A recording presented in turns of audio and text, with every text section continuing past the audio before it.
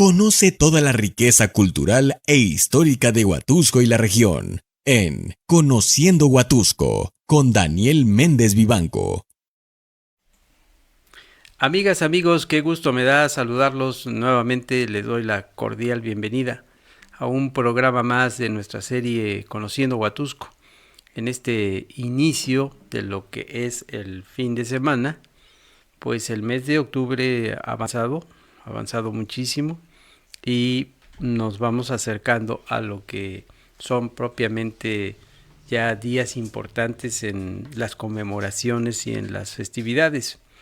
Pero antes de ir entrando en materia, quiero recordarles al público que estamos transmitiendo en vivo, en directo y a todo color desde los estudios de Huatusco TV, cuando el reloj está marcando las 9:10 de la noche, en una noche fría pero templada a la vez.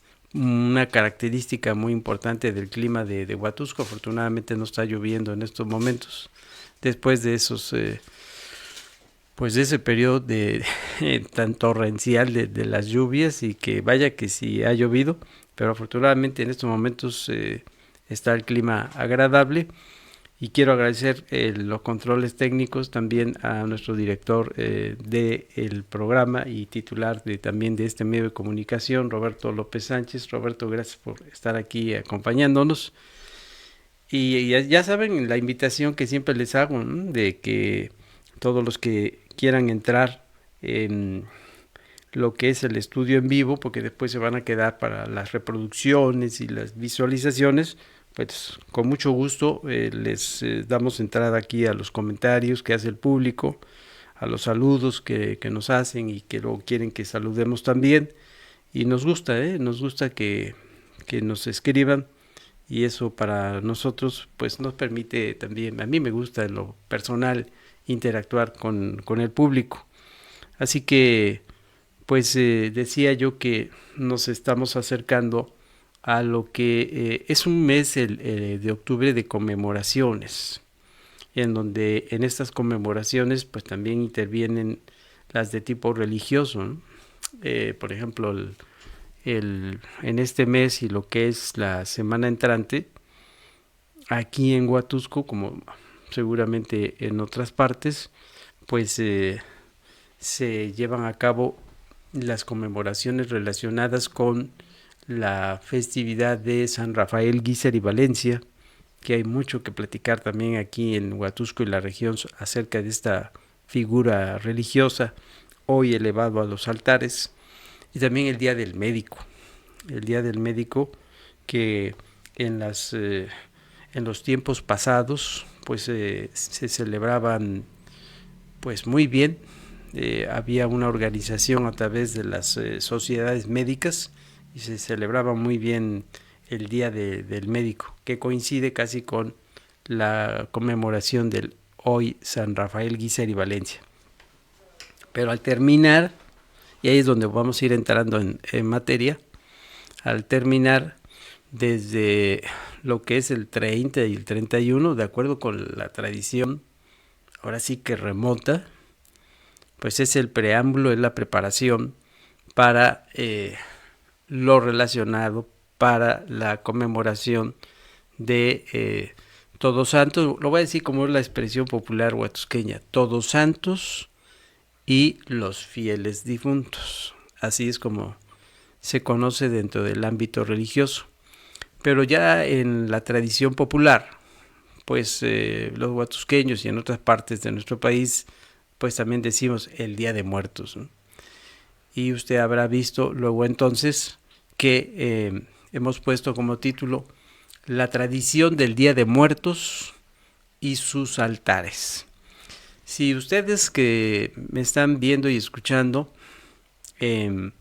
viniesen aquí a Huatusco, ya en estos días previos, pues se van a encontrar, bueno, y lo digo para los que están aquí en Huatusco y la región, y ya los que están más lejanos, pues ustedes hacen los recorridos en la ciudad, en el centro de la ciudad, por ejemplo, ahí ya se van a encontrar con que restaurantes, negocios, comercio, hacia donde nos vayamos trasladando, están ya los adornos que nos anuncian lo que es la llegada de los muertos. Sigo con la expresión popular del habla aquí en Huatusco y que se remonta también hacia años atrás.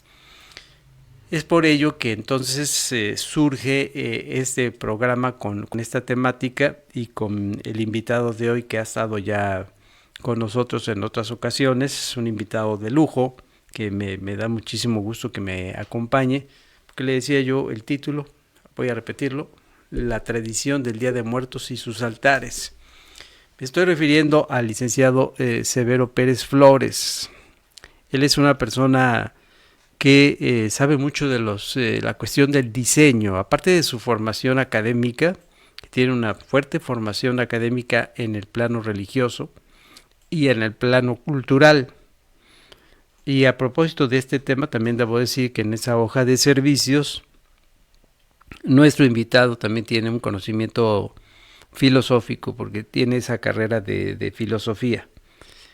Ante este invitado que hoy me acompaña, pues me parece que es el perfil adecuado para que lo escuchemos en su intervención, porque en ese recorrido al que estoy invitando a nuestro público, pues vemos una serie de adornos con diferentes colores, con diferentes presentaciones, y ya que estemos inmersos en estos días, el 31 de octubre, el 1 de noviembre, el 2 de noviembre, pues ahí vamos a ver con la exposición de altares pues una serie de diseños también variados.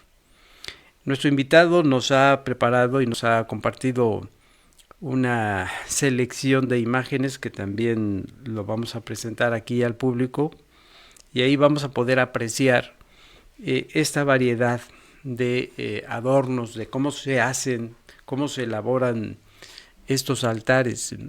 Y es un tema que yo lo considero muy rico en eso de la tradición, con su simbolismo y todos los elementos que conlleva la elaboración de los altares. Cuando él estuvo como director de la Casa Museo Guillermo Landa, recuerdo que esto fue una fuerte motivación para invitarlo, y nos invitó porque se estableció esa tradición a la muerte de Guillermo Landa, el que era el propietario del hoy Museo Landa. Pues se fue instituyendo y fue bajo la primera gestión ya en posesión la casa de Guillermo del gobierno del estado, se fue instituyendo la colocación, la elaboración de altares, y que en esos altares estuvo la mano y el diseño y la visión de nuestro invitado. Le decía yo a nuestro invitado, y ahora se lo comparto a nuestro público, que pues fue en la parte última de la exposición y de la gestión que él tuvo como director de la Casa Museo Guillermo Landa, algo que a mí en lo personal y a muchas personas y amistades y a familiares les atrajo.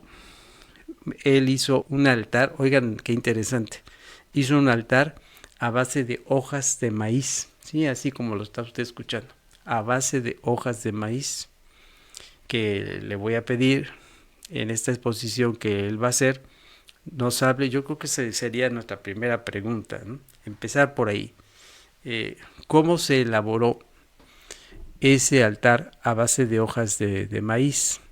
Y de ahí nos vamos a desprender con más preguntas, porque en los altares de muertos, pues ustedes lo saben que van variando de acuerdo con las regiones, con los lugares de los países, bueno, porque sé que, y digo países porque sé que en esto ya se ha ido exportando, sobre todo en lo que se refiere a la América Latina, pero obviamente en nuestro país hay una riqueza enorme, variada, de las regiones del territorio nacional.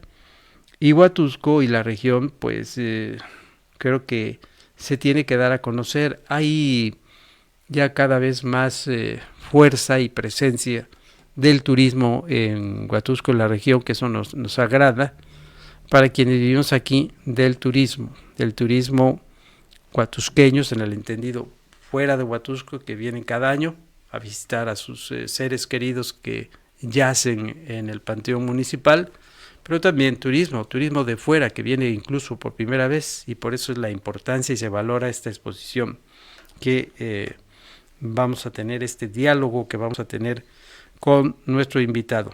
No sin antes recibir ya un comentario de alguien que apreciamos muchísimo, que se encuentra en la Ciudad de México, y que yo agradezco siempre su frecuencia, su interés por la realización de este programa.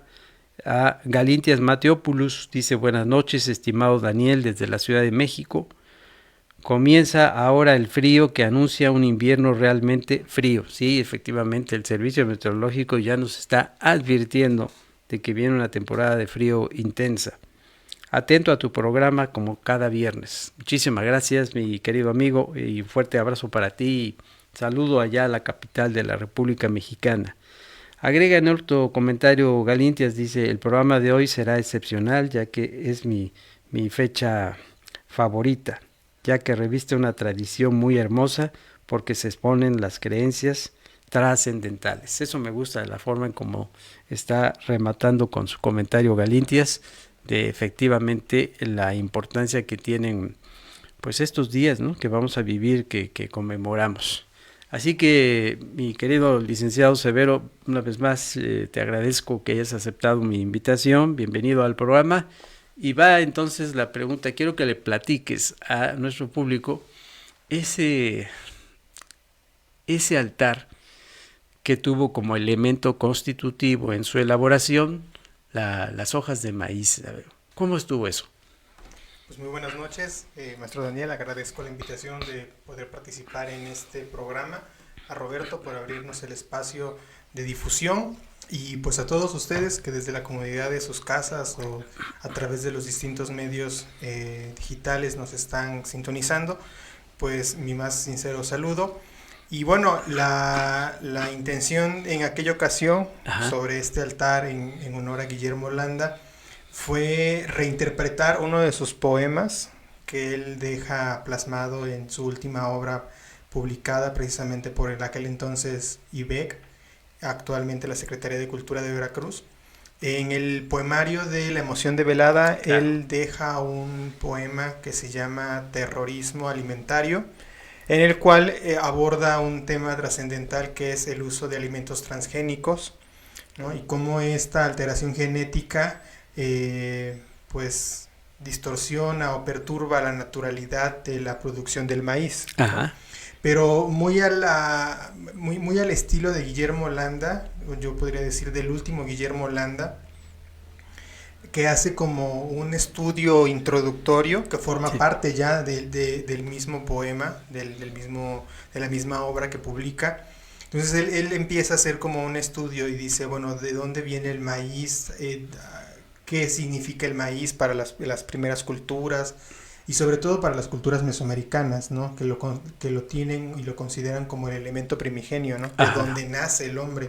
Entonces, en este sentido, leer la obra de Guillermo Landa, releer la obra de Guillermo Landa, y a partir de esas lecturas reinterpretarla y hacerla de una manera en la cual el texto se haga imagen, o se haga una realidad visible, fue que llevamos a cabo esta última, bueno, no podemos decir esta última, dentro de mi gestión sí fue la última ofrenda o altar de Día de Muertos en honor al maestro Guillermo. Y sí, ciertamente había mazorcas colgando por los costados de un petate. En la parte superior de la ofrenda había un remate a modo de tímpano que estaba hecho literalmente con puras hojas de totomostle, como le dicen aquí en Huatusco. Sí, muy común, ¿no?, eso, ¿eh? El totomostle. Y bueno, todo esto daba así como una imagen completa de que la obra estaba envuelta en el maíz, ¿no? Se consiguió incluso con productores de aquí de la región, maíz negro, maíz rojo, maíz blanco, amarillo, ¿no? Y bueno, ustedes lo van a poder ver en las imágenes que vamos a compartir, que incluso pues se hace como una flor de 4 pétalos en la base de un petate, ¿no? Que eso también tiene que ver mucho con la idiosincrasia de las comunidades indígenas, ¿no? Por eso se dice, ¿no? Ya se petateó, pues precisamente, ¿no? Porque anteriormente en lugar de un cajón los metían dentro de un petate, ¿no? Entonces toda esta cuestión de los elementos naturales Y está en la cosmovisión misma, ¿no? De las comunidades indígenas. Hay un simbolismo muy, como dijera Galinti, muy trascendental del maíz, ¿verdad? Sí, o sea, porque justamente el maíz es el principio, a la vez en este mismo eterno retorno, el maíz tendría que ser el final, ¿no? Uh-huh. O sea, al final esta imagen del grano que se muele, bueno, que se hierve en el nixtamal y luego se muele en el metate y a través de esta transformación de sustancias se genera una tortilla y la tortilla es el alimento y cuando uno muere carece ya de alimentos, pero que se vuelven a colocar en las ofrendas para que vengan a tomar esas esencias, pues es justamente parte de toda esta cosmovisión del mundo indígena. Ahora, de ahí me quedo pensando, escuchándote, que la siguiente pregunta que te quiero hacer es, y está relacionada con los elementos, ¿no? Para ir entrando en ese marco de referencia de la elaboración de los altares, estos elementos... Y a ver, lo quiero centrar muy bien en esto.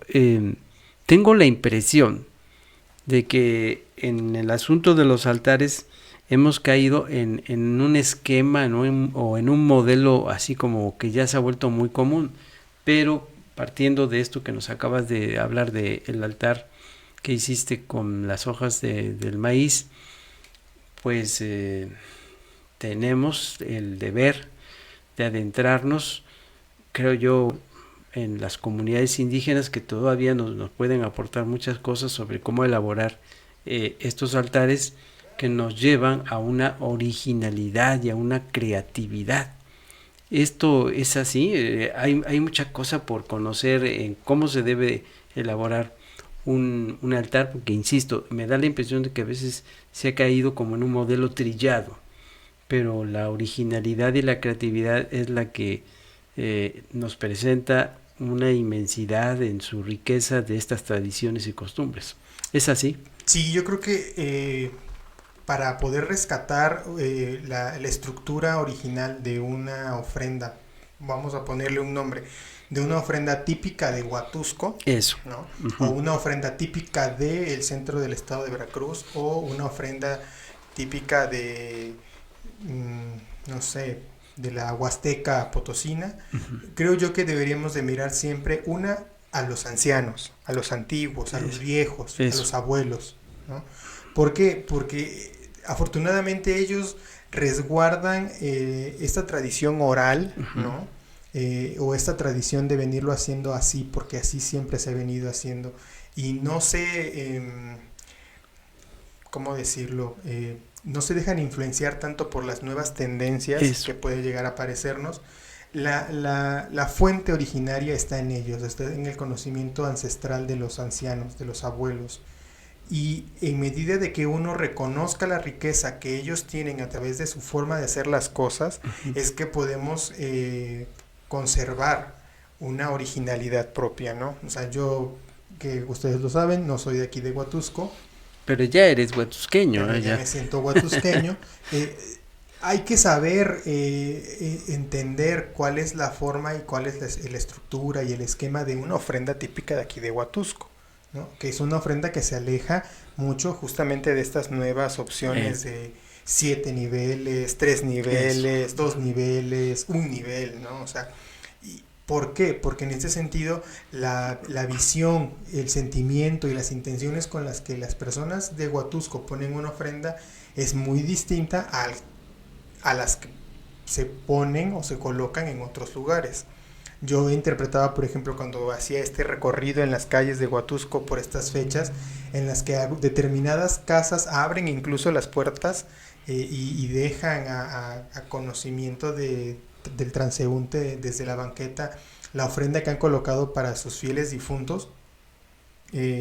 pues te das cuenta que es como si un convite, ¿no? O sea, yo sé que toda esta fiesta es eso, ¿no? Es un convite con aquellos que se han adelantado, pero en específico la ofrenda de Huatusco es justamente eso, ¿no? Y si uno le pregunta a las personas mayores, a los abuelos, insisto en esta figura social, pues es justamente eso, o sea, ellos se están preparando para que vengan y convivan, ¿no? O sea, las almas de sus difuntos con ellos, ¿no? Tal vez no en una interacción paranormal, pero sí en el hecho de que abran las puertas y que el camino de flores de verdad los conduzca a la ofrenda y que cada una de las velas los alumbre, ¿no? Entonces, en ese sentido creo yo que sí, los pueblos indígenas, sí, nuestros abuelos, nuestros ancianos, nuestros ancestros tienen el conocimiento adecuado para poder saber cómo se estructura una ofrenda dentro de las diferentes regiones de la República Mexicana.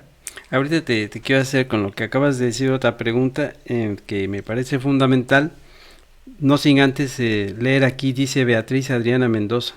Saludos a ambos, licenciado Severo Pérez Flores y maestro Daniel. Muchísimas gracias, Beatriz, por tu saludo, por tu comentario, te lo agradezco muchísimo. La pregunta va en este sentido.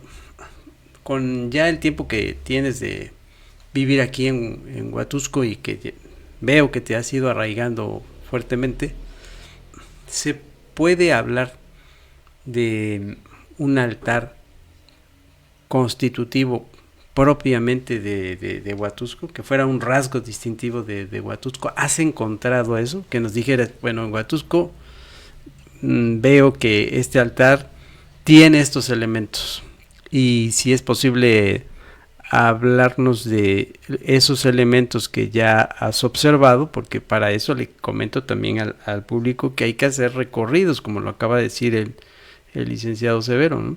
Esta conmemoración tiene la característica de que pues la gente tiene que ir recorriendo la ciudad, y al recorrer la ciudad va apreciando pues toda esta manifestación de belleza que tienen los altares. Entonces insisto en la pregunta, ¿se podría decir que hay rasgos distintivos o un rasgo distintivo en los altares de Huatusco y la región? Bueno, yo según mi experiencia, yo diría que sí, sí hay como una característica de la ofrenda típica de Huatusco. Esta tendría que estar estructurada en una sola mesa.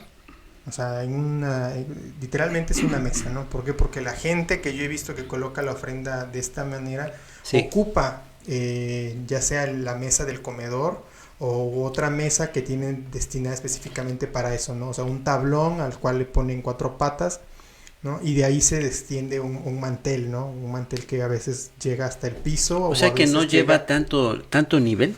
No, yo diría que eso es de un solo nivel. Eso, ¿no? O sea, esa impresión tengo. Es de un solo nivel, ¿no? O sea, aquí no hay de escalones para arriba y escalones para abajo, no, aquí es un tablón, es una mesa, porque justamente se le está invitando a las almas de los fieles difuntos a que vengan a comer.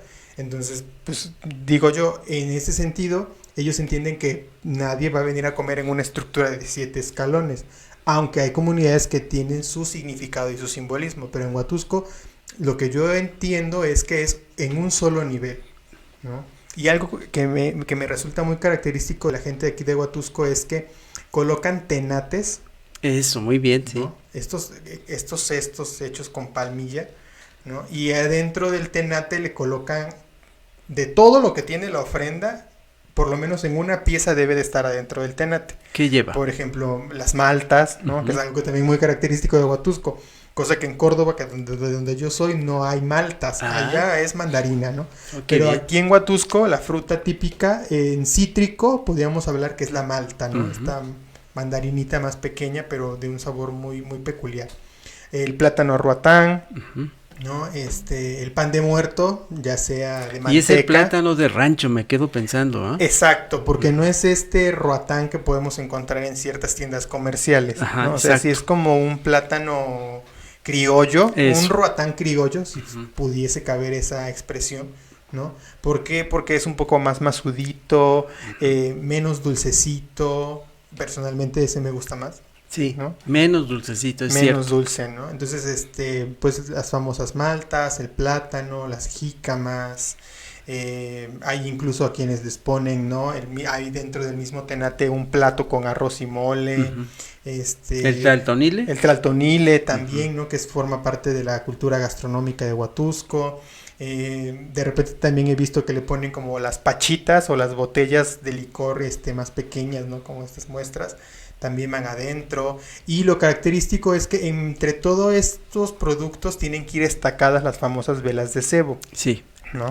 Eso también, ¿eh? Porque no es cualquier vela. No, en estas fechas lo que abunda son las velas de cebo. Sí. No tanto de parafina, aunque ya he visto últimamente que sean de este material, pero la vela de cebo se encaja, se incrusta dentro del tenate, sujetada por alguna de estos artículos, y se arden, ¿no? O sea, en el momento en el que dan las 12 del día, ya sea del 31, del 1 o del 2, se encienden, ¿no? ¿Por qué? Porque con esa luz recibes y a la vez despides, ¿no? El alma.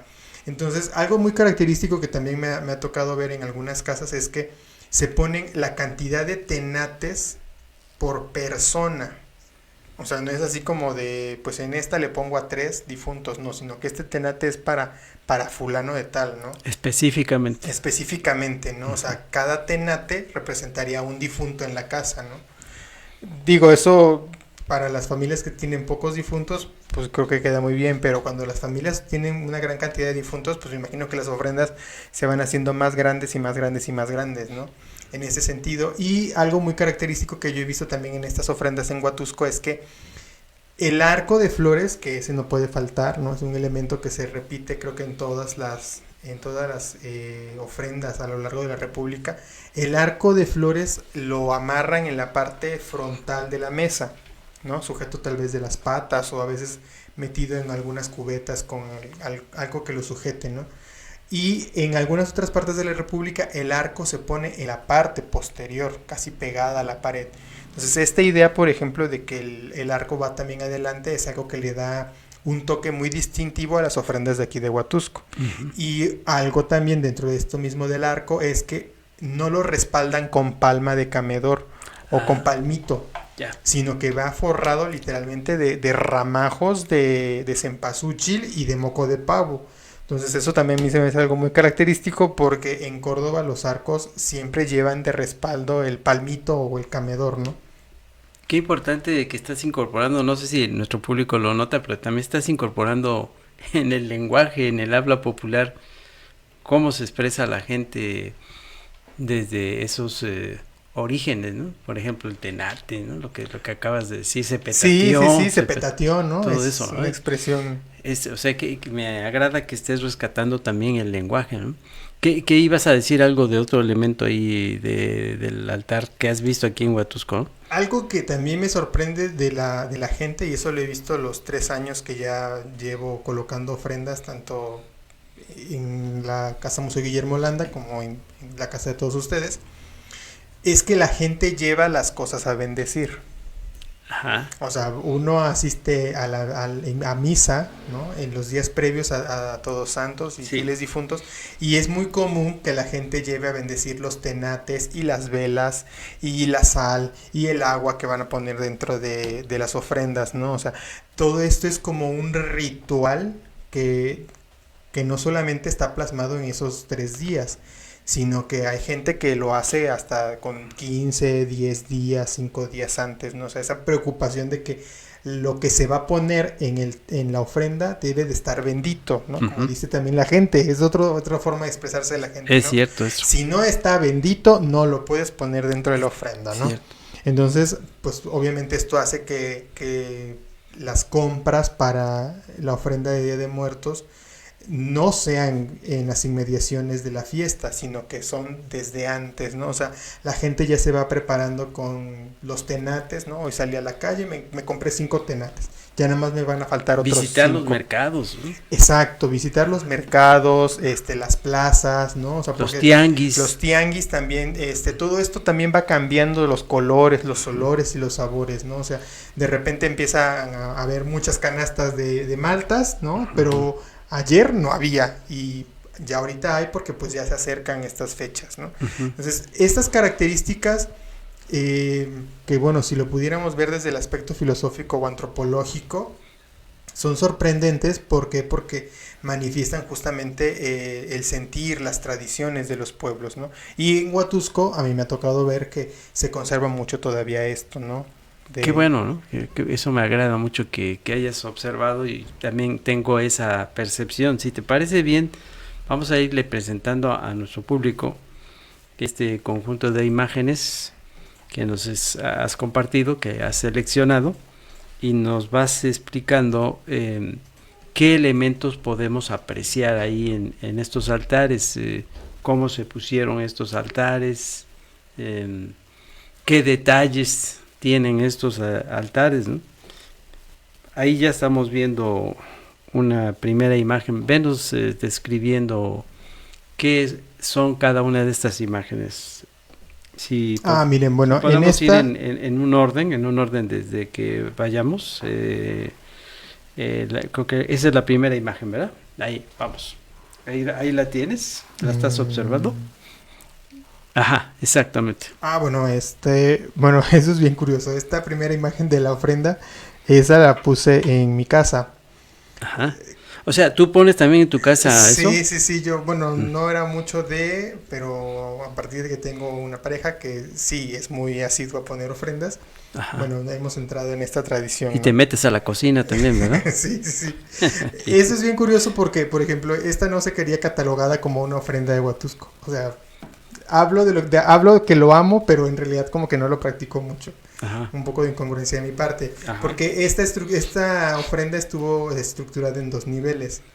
Y si se dan cuenta, por ejemplo, el arco, aunque está colocado en la parte de enfrente, está respaldado por esta palmita, o el palmito que le dicen, ¿no? Uh-huh. O el camedor. Y sí, ciertamente, pues lleva el corazón del arco forrado de cempasúchil con moco de pavo, ¿no?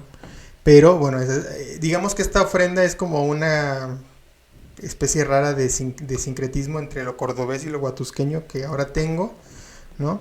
En la parte de enfrente, pues bueno, colocamos el petate. Yo no he visto que las personas aquí en Huatusco coloquen petates enfrente de las ofrendas. O sea, eso sí no lo he visto. O sea, les digo, aquí más pareciera que es como una mesa de convite, ¿no? Entonces, bueno, aquí hay como que ciertas variaciones, ¿no?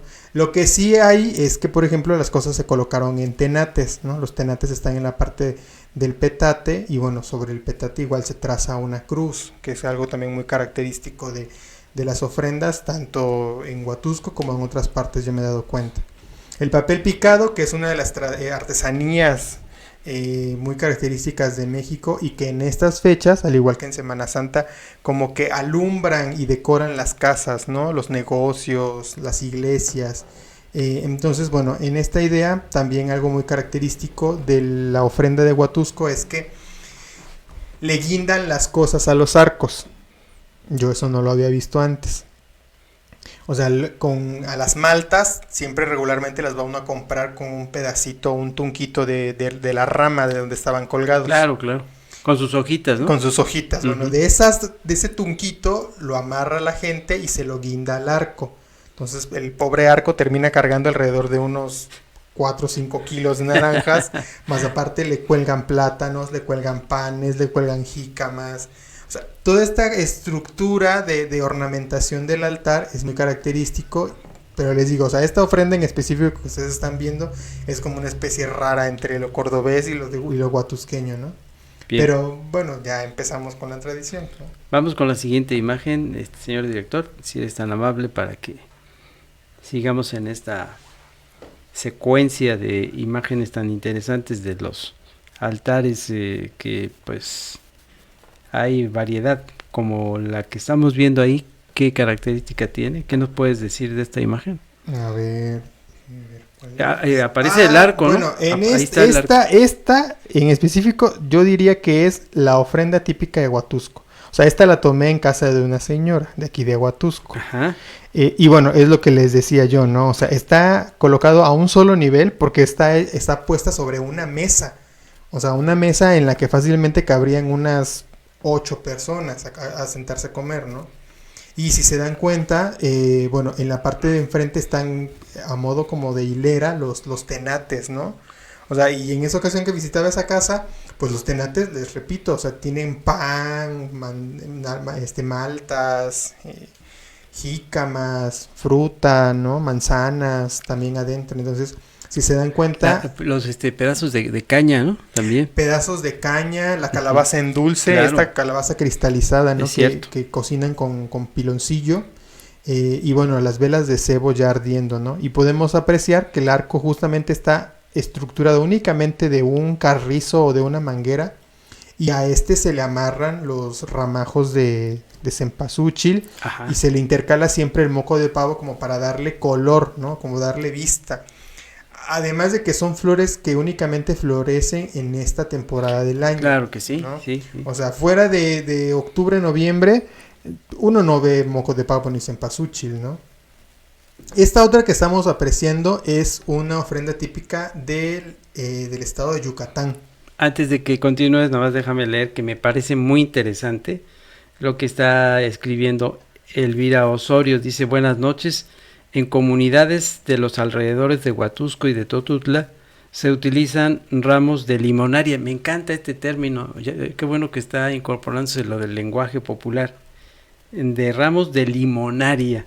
Qué hermoso eso. Como follaje para los arcos, dice Elvira Osorio, y agrega.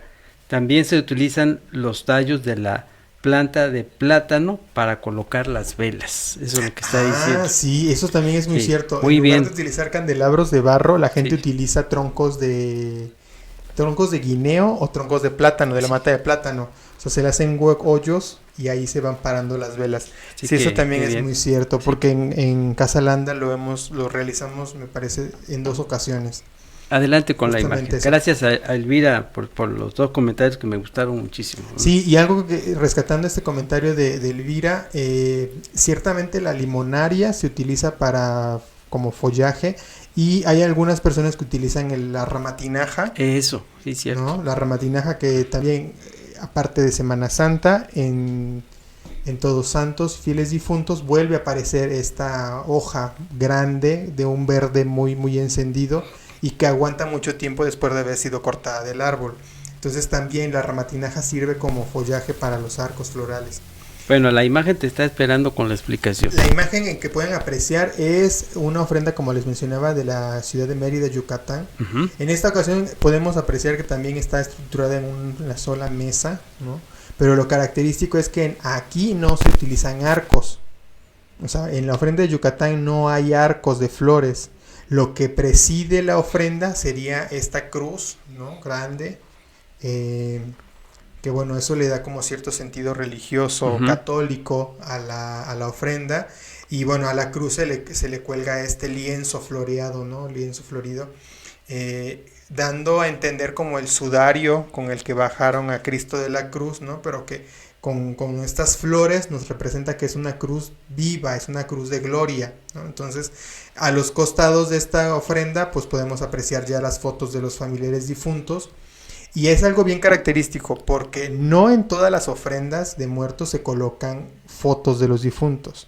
Hay incluso estados de la República en Esa es una buena observación. No se colocan por la creencia de que si el difunto viene y se ve plasmado en una fotografía, pueda llegar a pensar el alma que no está muerta. Ay, qué interesante eso, ¿eh? Y entonces se quedaría como estancada en este plano, ¿no? En este mundo. Entonces, en el caso de Yucatán sí se colocan fotos de difuntos, ¿no? Y bueno, podemos apreciar diferentes artículos como velas, jícamas, ceras, pero algo bien característico de la ofrenda de Yucatán es que se hace el famoso pip, que es una especie de tamal de carne de pollo, de carne de puerco y diferentes especies como el achiote, pero se cocina en un hoyo como si fuera barbacoa. Entonces, en las ofrendas de muertos de Yucatán es muy característico que aparezca el pip, ¿no? Que es un tamal como redondo, en el que, pues bueno, hay también una serie de cuestiones artesanales, tradicionales, de la forma en la que se va a cocinar. Pero en eso los tamales nosotros los guisamos aparte también, ¿no? Los tamales rancheros, sí. Los tamales de hoja de maíz, como así le dice la gente huatusqueña, ¿eh? Exacto, los y también el tamal de maíz, claro, ¿no? Que también de dulce o de chile. O el tamal de manteca. Esa es otra también, ¿no? O sea, algo bien característico que hay que resaltar de la fiesta de Todos Santos y Fieles Difuntos es que es como una feria a la gastronomía típica de Eso. o sea, ¿por qué? Porque toda la cocina tradicional de cada una de las regiones de la República van a aparecer plasmadas en la ofrenda. E inclusive se van a preparar alimentos que en el resto del año no se van a volver a comer. Sí. ¿No? Porque se reservan exclusivamente para estas fiestas. Y hay que aprovechar para saborearlo. Y hay que aprovecharse. ¿No? Más por poquito también, para que no haga tanto daño. Sí, porque ya nos arrancamos de ahí con las posadas y ya esto se descontroló. Vamos con la siguiente imagen, director, si eres tan amable, para que siga nuestro público apreciando la belleza de los altares, que es ya un producto de exportación culturalmente hablando de México al mundo, ¿no? Sí, de hecho, diferentes partes del mundo visitan a México específicamente en esta temporada, ¿no?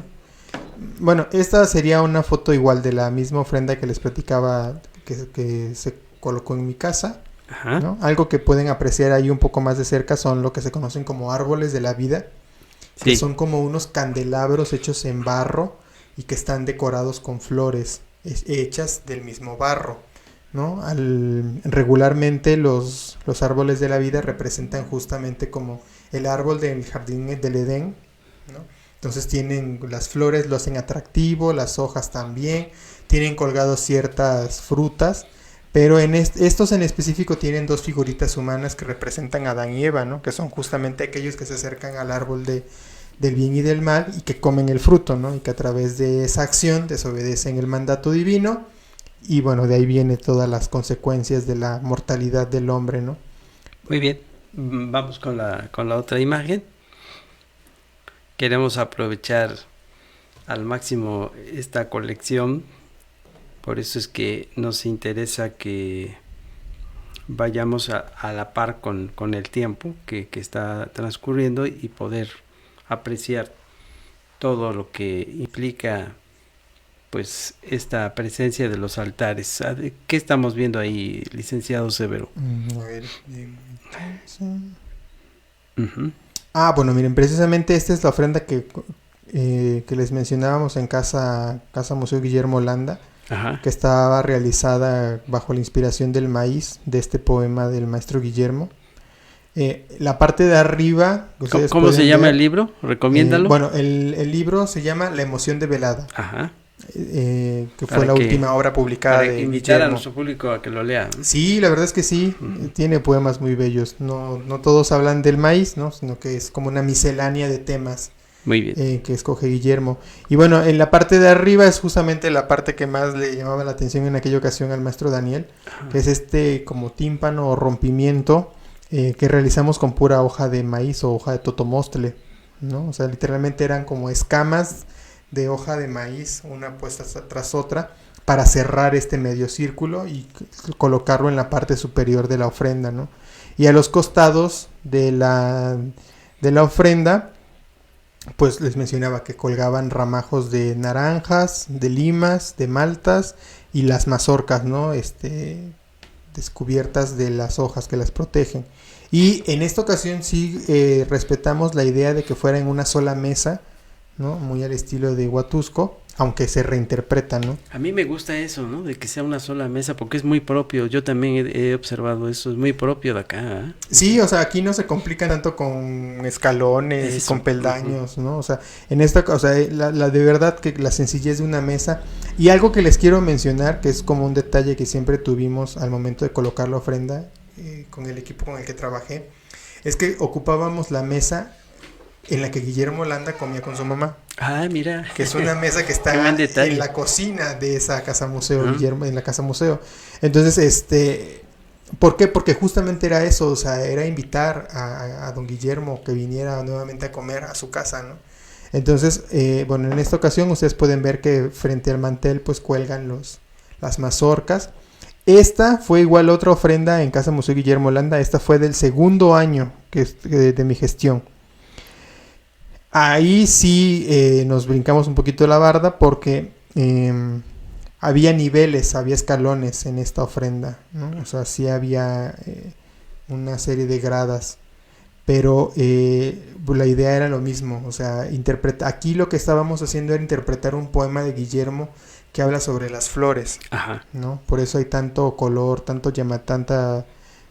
tantas flores, ¿no? Tantas figuras vegetales en la ofrenda, ¿no? Pero tengo entendido que también los niveles también tienen que ver mucho con los pasos que se van dando que provienen del inframundo, todo eso. Sí, en este caso, por ejemplo, cuando la ofrenda tiene 7 niveles, Ajá. habla sobre los siete niveles del inframundo prehispánico. Así es. Cuando tiene 3, muchas veces están asociados a los estratos de la tierra, el purgatorio y el cielo, ¿no? Uh-huh.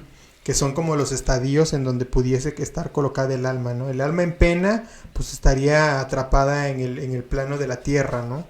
El alma purgante, ¿no? Es esta que va a estar en el purgatorio, que todavía no alcanza a entrar al cielo, pero que no se queda atrapada en la tierra. Y bueno, pues obviamente en el cielo pues están todas las almas beatas o las almas felices que contemplan la gloria de Dios, ¿no? Bien, vamos con la siguiente imagen, porque te esperan las imágenes para la explicación. No te puedes librar de eso. Y... No. Algo también muy característico también de aquí de Huatusco es el pan de muerto de Huatusco. Ah, me faltaba eso, ¿no? Que el pan de muerto de Huatusco no es como el pan de muerto de otras ciudades. Pero sí, vamos a presumir que es realmente un pan muy sabroso. Muy rico. O sea, la verdad la región prepara un pan muy, muy, muy rico. Y lo característico es que cuando yo pedía pan de muerto estaba acostumbrado a ver estas hojaldras con los huesitos arriba. Y cuando a mí me daban una hojaldra es este pan como infladito, claro. bofo, sí. Y decorado con el azúcar rosada. Yo decía, no, pues esto no es una hojaldra. Me dicen, no, sí, aquí en Huatusco, si tú pides una hojaldra te van a dar esto. Y si pides un pan de muerto, es esta figurita medio humana con las manitas hacia adelante, ¿no? Y chopeándolo con el chocolate o el café con leche. Con el café expresión de Huatusco, ¿no? Sí, aquí a nuestro director le encanta chopear y saborear todo eso. Ya lo involucramos también. No, está muy bien porque forma parte también de esa cultura, ¿no? De los pueblos, de las ciudades, de la gente, ¿no? O sea, hay lugares en los que el pan no se chopea, sí. Pero hay lugares en los que de verdad chopear un pan es una muy, muy, muy rica pues oportunidad. Perdona, ¿no? pero me encanta chopear así. Sí, la verdad es que sí, se disfruta mejor el pan y el café. Adelante con la siguiente imagen que estamos viendo ahí, mira, ya ahí la tienes. Uh-huh. Ah, bueno, miren, esta es una ofrenda típica del estado de Michoacán. Ajá. La zona lacustre que está en torno al lago de Pátzcuaro en Michoacán tiene una de las ofrendas típicas más bellas de toda la República Mexicana. Así ha sido catalogado como una de las ofrendas de Día de Muertos más bellas de toda la República Mexicana. Uh-huh. Hay algunas ofrendas que son montadas incluso en lanchas, ¿no? ¿Por qué? Porque como en el islote que está en medio del lago es donde está el cementerio. Entonces obviamente para llegar al cementerio tienes que atravesar el lago por medio de una lancha, de una barca. Entonces pues la gente literalmente monta la ofrenda en la lancha para luego desbaratarla y colocarla encima de la tumba del difunto.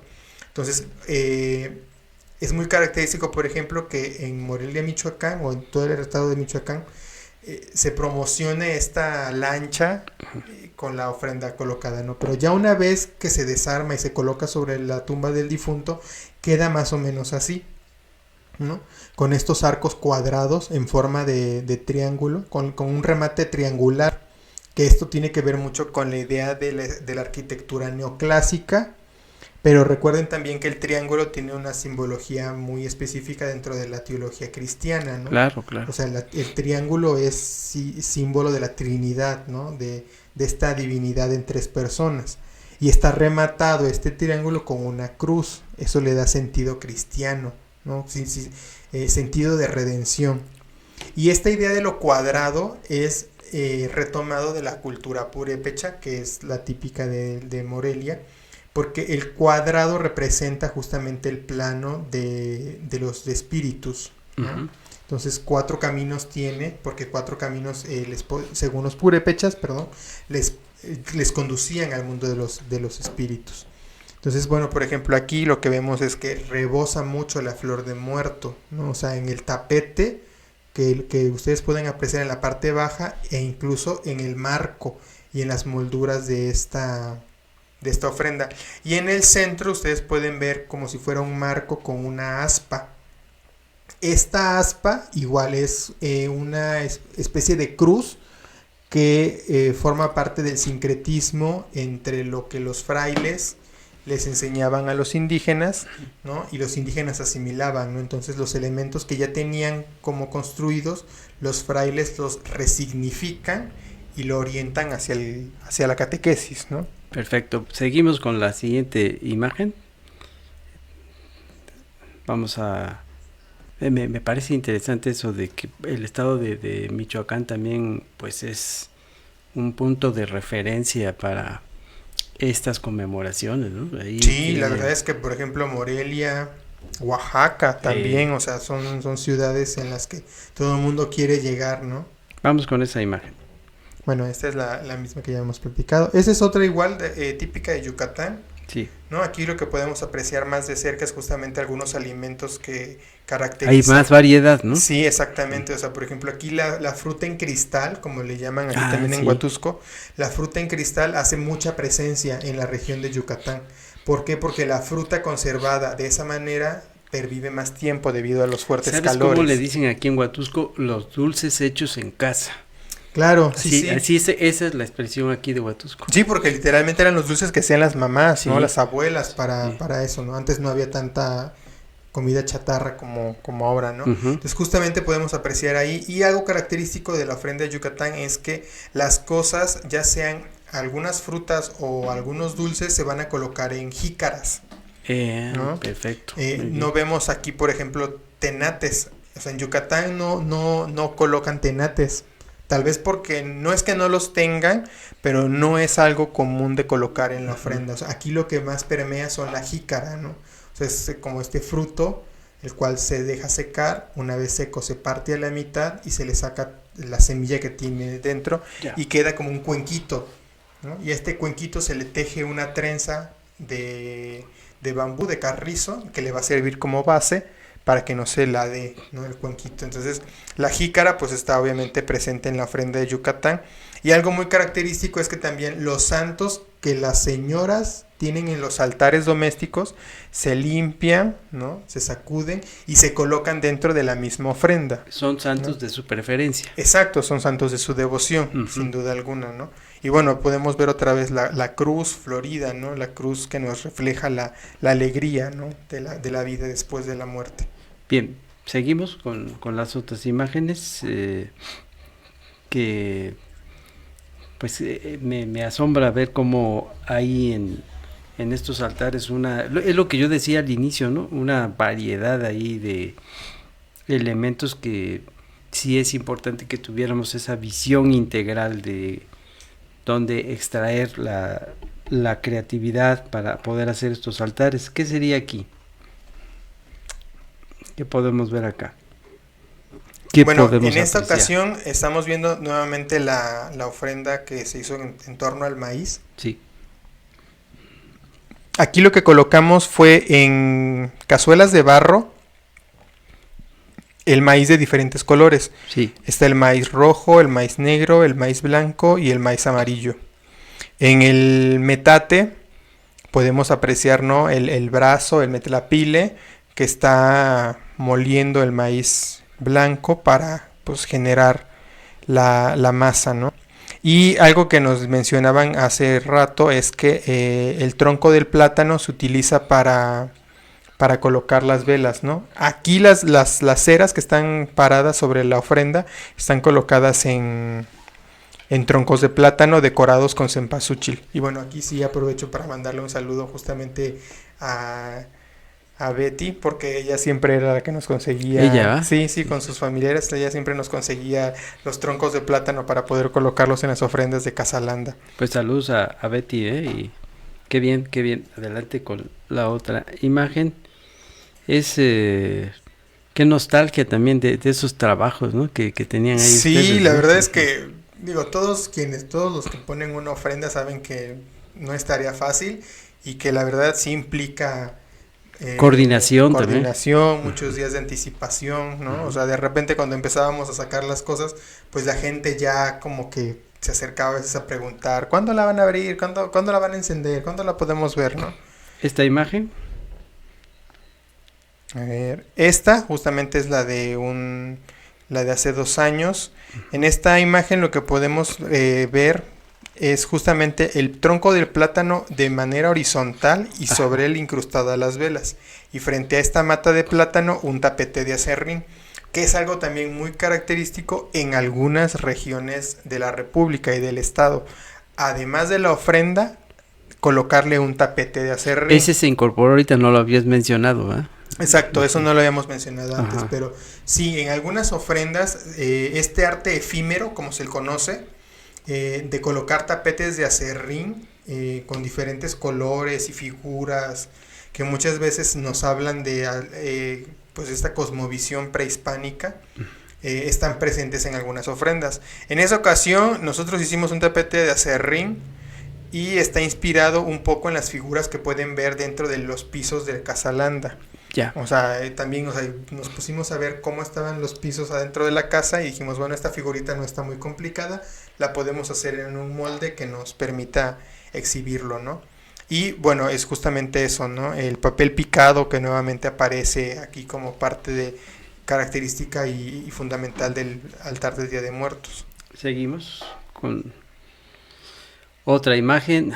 Seguramente el tiempo que ha ido avanzando no nos va a permitir ver todas, pero sí vamos a tratar de que lo más que se puedan mostrar las imágenes como la que ya está apareciendo. Ok, a ver.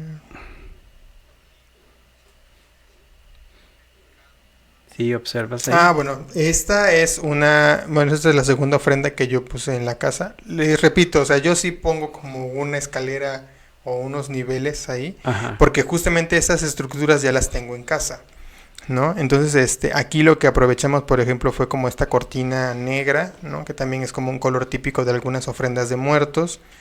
Y bueno, aquí la diferencia es que al arco ya no le puse el palmito o el camedor o el tepejilote, la palma de tepejilote. Aquí sí ya lo hice más como al arco de aquí de Huatusco, o sea, puros ramajos de cempasúchil amarrados a un carrizo y intercalándoles el moco de pavo, ¿no? Y si se pueden dar cuenta, pues ahí se ven colgados algunas naranjas, algunos plátanos, algunos panes, ¿no?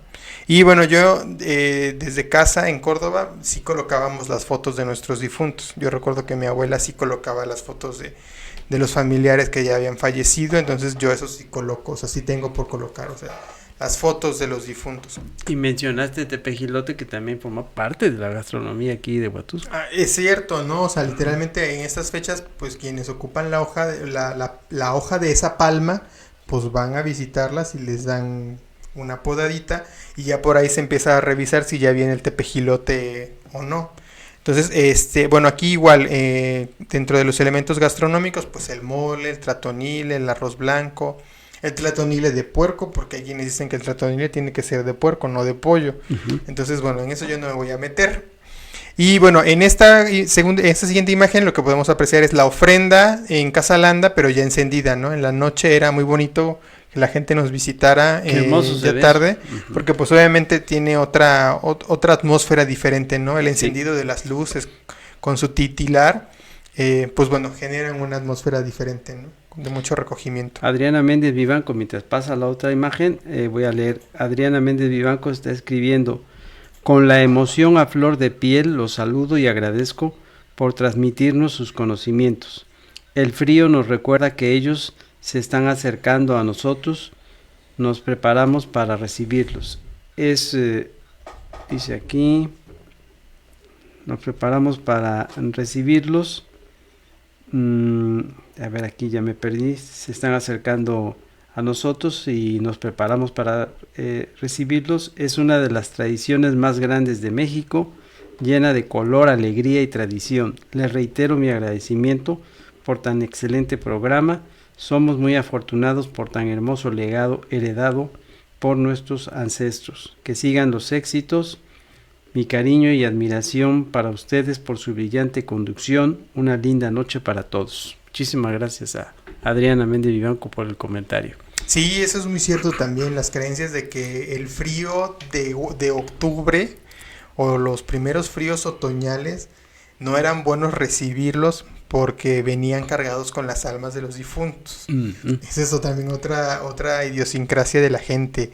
O sea, sí, o sea, este friecito helado, decían, ay, como que ya vienen, como que ya se sienten las almas de los difuntos aquí, ¿no? Pero dice la canción que de las lunas, la de octubre es más hermosa, son ¿no? las más hermosas, exactamente. Vamos con esa imagen. Esta imagen lo que podemos apreciar es uno de las ofrendas típicas del centro del estado de Veracruz.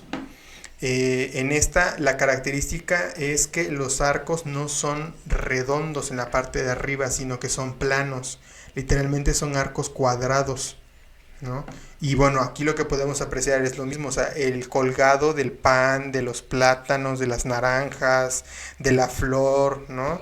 Y este respaldo que tiene justamente de la palma del camedor o del tepejilote, ¿no? Incluso este altar se caracteriza por tener un doble arco. Ya. O sea, un arco en la parte frontal y un arco en la parte posterior.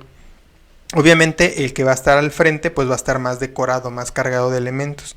Y lo que ya habíamos comentado es, bueno, aparecen aquí las imágenes de los santos que se tienen en la casa, ¿no? A los que se les rinde cierta devoción. ¿Por qué? Porque recuerden que el 1 de noviembre es la fiesta de todos los santos, ¿no? Así es. Y el 2 de noviembre es la fiesta de los fieles difuntos o Día de Muertos, ¿no? Entonces, en ese sentido, por eso es que se colocan los santos a los que regularmente se les reza en el hogar. Elvira Osorio, mientras va la otra imagen, dice, me gusta mucho también lo que está escribiendo, dice, muy sabroso el pan de horno de leña. Oh, ¿Sí? bueno. Y también los tamales de manteca. Uy, yo extraño mucho esos tamales de manteca porque de veras son muy sabrosos. En hojas de cosamalo, exacto, esa es la gastronomía huatusqueña, esa, cuyo aroma le da el sabor y se acompañan precisamente con nuestro típico tlaltonile. Son sabrosos, son sabores únicos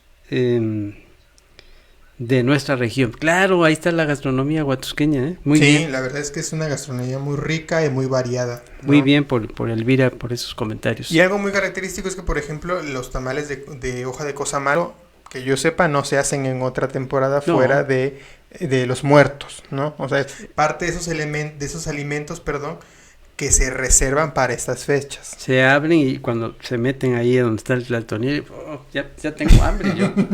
A ver, advierto que yo no he comido...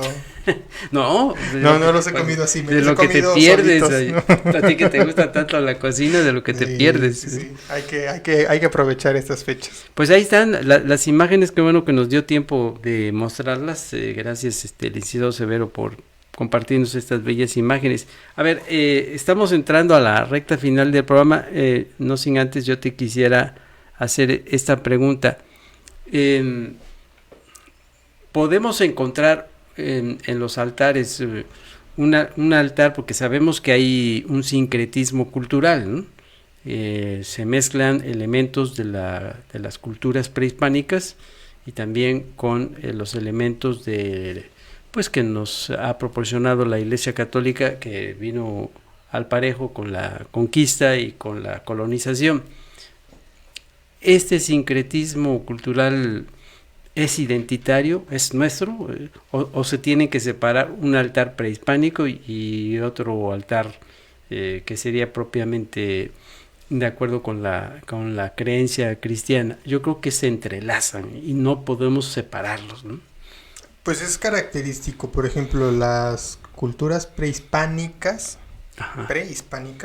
no colocaban altares, sí, colocaban ofrendas. Eso. ¿No? O sea, y en ese sentido lo que ofrendaban... Eso pues es importante, que hay que recalcarlo, ofrendas. Eran ofrendas, no eran productos de la tierra, acompañados de algunos elementos artesanales como jícaras de barro, cuencos, cazuelas, tenates. O sea, de ahí surgen los tenates, ¿no? De ahí surge el petate, ¿no? Sí. O sea, de las ofrendas prehispánicas. El altar de muertos, como nosotros lo conocemos, ¿no? Como lo conocemos y llamamos, sí ya tiene un sincretismo justamente con la religión católica, y ahí sí entonces ya se empiezan a llamar altares. ¿Por qué altares? No porque le ibas a poner un altar a un difunto, sino porque en el altar ibas a colocar justamente la imagen de un santo. Claro. Ibas a colocar una imagen de la Virgen, ibas a colocar una imagen de Cristo o una cruz. a quienes sí se le elevan altares.